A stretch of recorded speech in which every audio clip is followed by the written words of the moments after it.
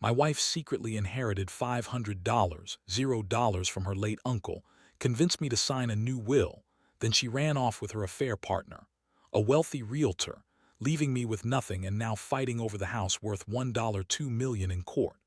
I never thought I'd be the guy to get blindsided like this. Honestly, my wife, Emily, had always seemed like the perfect partner, smart, beautiful, ambitious. We'd been married for 8 years, and I thought I knew everything about her. But then out of nowhere, I found out she'd been screwing around behind my back for months. The worst part, it wasn't just some fling, it was with a wealthy realtor named Jason, and she convinced me to sign a new will claiming it was for peace of mind, right before she ran off with him, leaving me with nothing. I swear, I still can't wrap my head around how fast everything fell apart. It all started subtly. I noticed Emily acting a little distant, more irritable than usual, especially after she got that new job at the real estate firm. She'd come home late, smelling of perfume I didn't recognize and brushing off my questions with those bitchy little smirks. She'd say I was overthinking, that I was paranoid, that she loved me, but I knew something was off. I could see her phone screen lighting up at odd hours and she'd quickly hide it or change the subject. I didn't want to jump to conclusions, but I felt the tension building. Then one day, I came home early from work. It was a Thursday and I decided to surprise her. When I walked into the house, I froze. The living room was a mess, clothes on the floor, her perfume lingering in the air, and I heard muffled voices from the bedroom. My heart started pounding.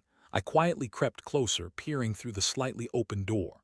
There was Emily on top of Jason, her blouse half unbuttoned, moaning. I saw her face, flushed and wild, with that fake-ass smile she always wears when she's lying. I couldn't believe it. My wife in bed with another man, right in our house. I backed out slowly, my mind racing. I didn't want to believe what I'd just seen. I felt sick, angry, betrayed. I wanted to scream, to punch something, but I just walked away, my stomach in knots. I kept thinking about all the times she'd told me she loved me, how she'd insisted I was her everything. Turns out, she was just waiting for the right moment to dump me and run off with her new partner. The worst part, she had been secretly inheriting money from her late uncle, $500, she told me, convincing me to sign a new will that put everything in her name, saying it was just in case something happened to her. I was so blinded by trust, I didn't even think twice. After that, I started digging. I couldn't just let her get away with it. I found receipts for hotel stays, texts between her and Jason, even her bank statements showing deposits from her uncle's estate. She'd been planning this for months, I swear. It was all a setup, her trying to secure her future before she ran off with her piece of $1 million pie. She kept lying, telling me she was just friends with Jason, that I was paranoid, that I was overreacting. But those lies didn't hold up when I found her bra in Jason's car, or when I caught her deleting messages on her phone. I felt like I'd been hit by a train. My whole world was crashing down, and I was left with a house I thought was ours, now worth over $1 million, and a wife who was more interested in her new lover than her marriage. I kept asking myself, how did I not see this coming? How did I miss all the signs? But I guess I just trusted her too much. Now I'm faced with the mess of her betrayal, trying to figure out what to do next. I'm angry, yes, but also hurt and confused. I loved her and I thought she loved me. Turns out I was just a pawn in her game. After I saw her in bed with Jason, everything changed. I couldn't sleep that night. My mind kept racing over what I'd seen, what I'd missed, and the fact that she'd been lying to me for months. I kept replaying that scene in my head, and each time it cut deeper. It was like I'd been hit with a sledgehammer, and suddenly my whole perception of Emily shattered. I spent the next few days in a fog, trying to process what it all meant, but I knew one thing: I couldn't just pretend it didn't happen. The next morning, I decided I had to confront her. I couldn't keep living in denial. So I waited until she came home from her work trip, which I now knew was just her sneaking off to see Jason. When she got in, I was sitting on the couch, calm on the outside but boiling inside. She looked surprised, maybe even guilty, but she quickly masked it with that bitchy smirk she always used when she was about to lie her way out of something. "Where were you?" I asked, trying to keep my voice steady. She looked at me with that fake innocent look, the one that made me want to scream. "Oh, just at the office, you know how busy I've been." I didn't buy it, not anymore. I pulled out the evidence, the hotel receipts, the text messages, the bank statements. Her face paled and she started to stammer. "Look, I can explain," she said, trying to brush it off.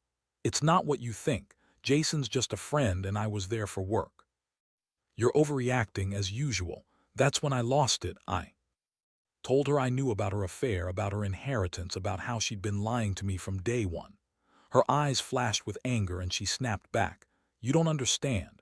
You're just jealous, insecure. Jason's nothing to me. I was just having fun. You're so controlling." I felt a mixture of rage and heartbreak. How could she say that? After everything we'd been through, she was just throwing it in my face. I told her I deserved better than to be kept in the dark about her lies, her cheating.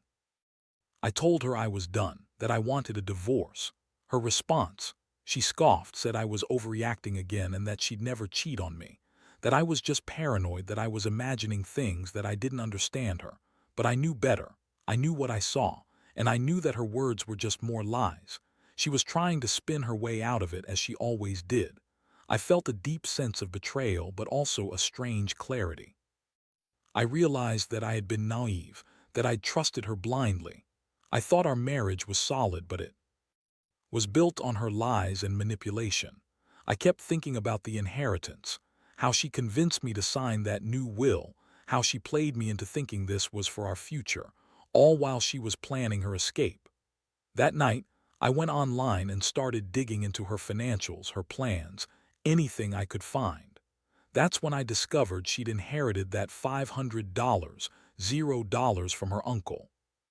It made sense now, why she was so eager to get that will signed, why she pushed for the new one. She wanted control, security, and she was willing to lie, cheat, and manipulate to get it. I also found out she'd been funneling money into her secret accounts, probably planning her escape for months. The next few days were a blur. I moved out of the bedroom, sleeping on the couch. I couldn't stand to be near her, knowing what she'd done. I started talking to a lawyer, trying to figure out what my rights were, especially with the house and the inheritance. I knew she'd try to screw me over in court, claiming she deserved everything because she was the victim. But I had proof, texts, bank statements, witnesses. I was determined to fight for what was mine, for the house, for the money, for my dignity.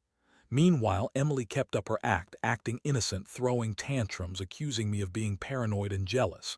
She'd say I was trying to ruin her, that I was insecure because I couldn't handle her success. But I saw through her lies now. She was a bitch, plain and simple. She used me, manipulated me, and now she was trying to cover her tracks. The worst part: she still had the nerve to act like she was the victim, like I was the one who betrayed her. Honestly, I don't know how I kept it together during those first few days.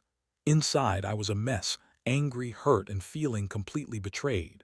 I couldn't believe I married someone like her, who'd lie and cheat without a second thought. But I also knew I had to be smart. I had to fight for what was rightfully mine. It was the only way I'd find some closure. I just kept thinking, how could someone I loved so much turn into this lying, manipulative person?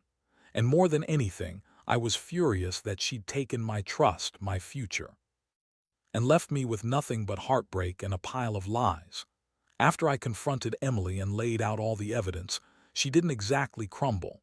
Instead, she got angry, really angry. That bitchy smirk was replaced by a sneer, and she started crying fake tears, trying to play the victim. She told me I was crazy, that I was paranoid, and that I had no right to accuse her of cheating. Said she loved me, that I was just jealous of her success, and that Jason was just a client she was showing houses to. Yeah, right, I knew better now. I'd seen her in bed with him, heard her moans, saw her lying through her teeth. But she kept up the act, spinning her lies like she was some innocent victim. The emotional roller coaster hit new heights. One minute I was furious, ready to tear her apart, and the next I was devastated, questioning everything I'd believed about us. I felt like I'd been punched in the gut repeatedly. How could she do this? How could she betray me, throw away 8 years of marriage, all for some guy and a chunk of her inheritance? I kept replaying that scene in my head, the look in her eyes when she was with Jason, so predatory, so fake. It made me sick. I'd trusted her. I'd given her everything, and she'd just thrown it all away for a quick fling with a rich realtor. The hardest part was realizing I had no control over what she was doing now. She was determined to run away with Jason, to take her share of the inheritance and leave me with nothing. I knew I had to act fast. I hired a lawyer, a sharp guy named Mark, who told me I could fight her for the house and the inheritance. The house was worth about 1-2 million, and I wasn't about to let her walk away with it all. I had proof that she'd lied about her inheritance, lied about her intentions, and I was ready to fight dirty if I had to. I was done playing nice. Meanwhile, Emily kept up her act, trying to make me feel guilty. She'd cry in front of friends, say I was controlling, insecure, that I didn't trust her. She even accused me of spying on her. The truth was, I was just trying to protect myself, to gather enough evidence to prove she was manipulating the situation. I knew her game now. She was trying to spin everything in her favor, claiming she was the victim, but I wasn't about to let her get away with it. I had enough evidence, and I was determined to fight for my rights. One night I found her packing her bags. She was getting ready to leave, probably heading to some fancy hotel with Jason. I saw the suitcase by the door, half packed, and my stomach clenched. I felt a mix of rage and heartbreak. I told her she wasn't going anywhere until we sorted this out legally. She looked at me with that bitchy smirk again, saying I was just jealous because she was finally free. That was the moment I realized I couldn't trust her anymore. She'd been lying to me for months, planning her escape, and I was just a pawn in her game. I started making calls to the bank, the court, anyone who could help me stop her from running off with the money and the house. I didn't want her to get away with it. I knew she'd try to claim she was entitled to everything because she was the victim, but I had the proof to counter that. I also found out she'd been secretly funneling money into an offshore account, probably to hide her assets from me. That made me even angrier. She was planning her escape for a long time, and I was just now catching up. The court date was set for a few weeks later. I was nervous but determined. I knew she'd try to manipulate the situation to make herself look innocent, but I had enough to fight her. I wanted that house, I wanted my fair share of the inheritance, and I wanted her out of my life. I kept telling myself that I'd get through this, that I'd come out of it stronger, but deep down, I still felt broken. How could someone I loved turn into this manipulative, selfish person? How could she lie so effortlessly? And more than anything, I was furious she'd used me, played me like a fool, all for her own greed and desire to run off with Jason. Every day was a new battle. I woke up with a knot in my stomach, knowing the fight was over. I had to stay sharp, keep my emotions in check, and prepare for whatever she threw my way. I knew she'd try to twist the story, make herself look like the victim, but I wasn't going to let her. I had the evidence, I had the law on my side, and I had a burning desire to get justice. The betrayal cut deep, but I was determined to fight for what was mine. I just kept thinking, how did I let it get this far? How did I not see the signs? But now, all I could do was stand my ground and hope the truth would come out in court. The court date finally arrived, and I was a nervous wreck. I'd spent every waking moment preparing my case, gathering every piece of evidence and trying to stay composed. Emily, of course, showed up with her typical bitchy attitude, trying to act innocent and above it all. She had her lawyer, a slick guy named Todd, who kept whispering in her ear and giving her that confident smirk like he already knew he'd win. I knew better. I had everything on my side: texts, bank statements, hotel receipts, witnesses. Still, seeing her there, acting like she was the victim, made my blood boil. The courtroom was packed with people I barely knew, some friends, some neighbors, even a few of Emily's coworkers. They all knew what was going on, or at least suspected enough to be curious. Emily sat there, acting like she was the innocent wife betrayed by a jealous husband, but I knew her game. She kept giving side glances, sneering at me when she thought I wasn't looking. I clenched my fists, trying to keep my cool, knowing I'd need to be sharp to get through this. The judge called the case, and the proceedings got underway. My lawyer laid out my claims: ownership of the house, the inheritance, the fact that Emily had lied and manipulated everything.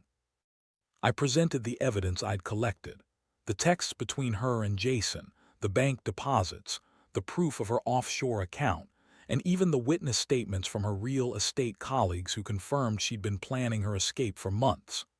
Emily's lawyer tried to argue that she was entitled to everything because she was the victim. But Todd shot back with the facts, and the judge seemed to be leaning in our favor. Then Emily took the stand. She tried to paint herself as the wronged woman, claiming she was only trying to secure her future and that I was controlling and paranoid. She cried fake tears, looked at the judge with that manipulative stare, and insisted she deserved her share of the house and inheritance because she was the one who built this marriage. That made me sick.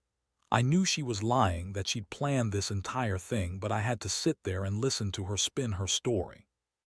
As the hearing went on, I felt a strange mixture of anger and heartbreak. I'd loved her once, believed in us, and now I was watching her lie her way through a courtroom. I wanted to yell, to tell everyone what she was really like, but I kept my composure. I knew I had to stay professional. The judge listened carefully, asking questions, reviewing the evidence and taking notes. I could see the wheels turning in her head, and I knew this wasn't going to be an easy fight. But I also knew I had the truth on my side. The most shocking moment came when Emily's lawyer tried to claim that I was a jealous, insecure husband who was trying to sabotage her success.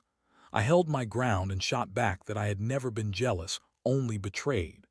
I told the court about the affair, about her secret inheritance, and about her lies. I laid out all the evidence, and I could see the judge's expression shift as she realized the extent of Emily's deception. By the end of the hearing, I felt exhausted but relieved. The judge promised to review everything and make a decision. I knew the fight wasn't over yet, but I'd done everything I could. I looked over at Emily, who was still trying to look innocent, and I felt a strange sense of closure. I'd fought for my rights, for the house, for the inheritance, and for my dignity. Whatever happens next, I knew I'd done my part. I'd shown her I wasn't going down without a fight. Walking out of the courtroom, I felt a weight lift off my shoulders, but also a deep sadness. I'd lost the person I thought was my soulmate, and I was left to pick up the pieces. But I also knew I would be okay. I'd learned a lot about trust, betrayal, and the importance of protecting myself. I realized that sometimes love isn't enough. Sometimes you have to fight for what's right, even if it means losing someone you once loved. I promised myself I'd never let someone manipulate me like that again. And no matter what the court rules, I knew I'd come out of this stronger. The days after the court hearing felt like a blur. I didn't get much sleep, and every time I closed my eyes, I saw Emily's face, her fake tears, her sneering attitude, her lies. I kept replaying the courtroom scene over and over, trying to figure out if I could have done anything differently, if I missed some sign that she was planning this all along. But deep down, I knew I'd done everything possible. I laid out my case clearly, presented the evidence, and fought with everything I had. Now all I could do was wait for the judge's decision. In the meantime, I started to focus on my own recovery. I hired a therapist, not just to handle the emotional fallout, but to help me rebuild my confidence. I'd been blindsided, and it knocked me down hard, but I refused to let her win completely. I started looking into options for selling the house. I wasn't interested in staying in that place anymore, especially knowing what she'd done. The thought of her still living in our home with Jason made me sick.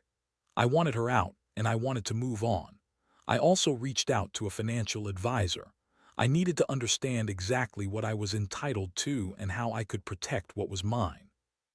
I found out that legally I had a strong case for the house and my share of the inheritance. But I also learned that she'd been siphoning money into offshore accounts, probably trying to hide her assets so she could claim more in court. That made me even more determined. I wanted everything I was entitled to, and I wasn't going to let her cheat me out of it. Then, one day, I got the call I'd been waiting for. The judge had made her ruling. It wasn't the full victory I'd hoped for, but it was enough. The court awarded me the house, which was a huge relief. Emily was ordered to pay restitution, and she was denied her claim to the inheritance, at least for now. The judge also ordered her to pay my legal fees, which helped ease some of the financial strain. I felt a rush of relief, but also a deep sense of anger. She had tried to steal everything I had worked for, and I'd fought tooth and nail to stop her. The aftermath was tough, Emily refused to leave the house immediately, dragging her feet, claiming she needed time to think. But I knew her game. She was trying to delay, to buy herself more time to hide assets or come up with some other scheme. I had my lawyer draw up an eviction notice, and eventually she packed her things and left. Seeing her walk out that door, knowing she was finally gone for good, was a strange mix of relief and sadness. I'd loved her once, but I realized I had to let go of that part of my life. In the weeks that followed, I moved into a smaller apartment, trying to rebuild. I stayed close to friends and family, leaning on them for support. I also kept working on myself, going to therapy, focusing on my career and making plans for the future. I knew I'd be okay, even if the pain of betrayal still lingered. I kept telling myself that I deserved better, that I'd come out of this stronger and wiser. Looking back, I realize I learned a lot from this nightmare. Trust is fragile and it can be shattered in an instant. But I also learned the importance of standing up for myself, of fighting for what's right, no matter how overwhelming the situation seems. I'd been naive, but now I see clearly. I won't let anyone manipulate me again. And I want anyone reading this to know, if you're going through something similar, don't be afraid to fight for yourself. The truth will come out and you're stronger than you think. Just don't forget to protect your own heart, because betrayal cuts deep, but healing is possible. Now, looking back, I realize this whole experience changed me more than I expected. I used to think love was enough, trust, loyalty, all that nonsense. Turns out, not everyone is capable of that. Emily's betrayal opened my eyes to the fact that some people will lie, cheat, and manipulate just to get what they want. I'd been blind to it, but now I see clearly. The house, the inheritance, the trust, it all meant nothing compared to the damage she caused. Still, I survived. I fought for my rights and I won a small victory, but the bigger lesson was about protecting myself and not ignoring the warning signs. I've come out of this knowing I'm stronger, more cautious. I've learned to listen to my instincts and not dismiss the little gut feelings that tell me something's wrong. I've also learned that revenge isn't about getting even. It's about standing up for yourself, making sure you're not left with nothing. That's what I did. I fought hard legally and I made sure I got what was fair. And even though I still feel the sting of betrayal, I'm starting to rebuild my life. One thing I want to say to anyone reading this: don't let betrayal define you. Yeah, it hurts like hell, and yes, it feels like your world is crumbling, but you have the power to pick yourself up. You have the strength to fight for what's right, even when it feels impossible. Trust is fragile, but your resilience is. Keep your head up, stay true to yourself, and never settle for someone who lies and cheats, because in the end, the truth always comes out. And when it does, you'll see that your dignity, your integrity, that's what truly matters. I've learned that the hard way, but I'm grateful I did. Now I can finally move forward, knowing I've faced the worst and come out stronger on the other side.